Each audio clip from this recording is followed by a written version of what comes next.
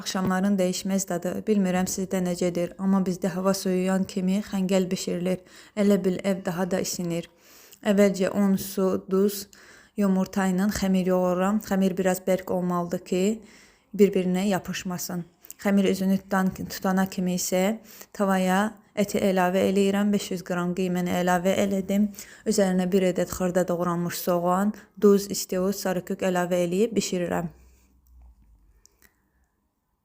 Etimiz bişib soyuyana kimi isə başlayıram xəmirləri köndələyib yaymağa. Yaydığım köndələri xəngəl formasında kəsirəm. Bu arada da suyu qoyuram ki, qaynasın. Qaynayan suya isə 1 xörək qaşığı duz əlavə eləyirəm.